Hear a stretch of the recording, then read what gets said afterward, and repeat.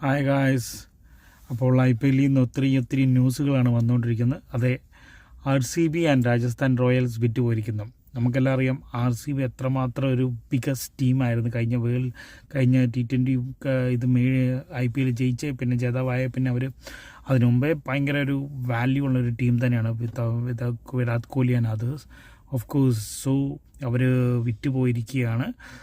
വിറ്റുപോയ ആദിത്യ ബിർള ഗ്രൂപ്പും പിന്നെ അത് ഷെയർ ഹോൾഡേഴ്സോട് ചേർന്നിട്ടാണ് ഒരു ഷെയർ ഹോൾഡറോട് ചേർന്നിട്ടാണ്. അപ്പോൾ അവർ വിറ്റുപോയത് 16,701 crores അത്രയ്ക്കൊരു വോപ്പിംഗ് എമൗണ്ടിനാണ് അവർ വിറ്റുപോയിരിക്കുന്നത്. അതുപോലെ തന്നെ രാജസ്ഥാൻ റോയൽസും 15,301 crores വിറ്റുപോയിരിക്കുകയാണ്. അതൊരു കൽസൊമാനി എന്ന് പറഞ്ഞിട്ടൊരു ഗ്രൂപ്പാണ്, US ബേസ്ഡ് ആളാണ് മേടിച്ചേക്കുന്നത്. വിത്ത് വാൾമാർട്ട് ആൻഡ് ഫോർഡ് ഇവരെല്ലാം അവിടെ ചേർത്തിട്ടാണ് രാജസ്ഥാൻ റോയൽസും മേടിച്ചത്. ഇപ്പോൾ രാജസ്ഥാൻ റോയൽസിൻ്റെ പറയുകയാണെങ്കിൽ 2008 വെറും 320 കോടി മാത്രം വാല്യൂ ഉള്ള ടീമായിരുന്നു. അതിലിപ്പോൾ ഇത്രയും വർഷങ്ങൾക്ക് ശേഷം ഇത്രയേറെ ഒരു ഗ്രോത്ത് ആ ടീമിനും മാത്രമല്ല രാജസ്ഥാൻ ബാംഗ്ലൂരിനും ഉണ്ടായത് വലിയൊരു കാര്യം തന്നെയാണ്.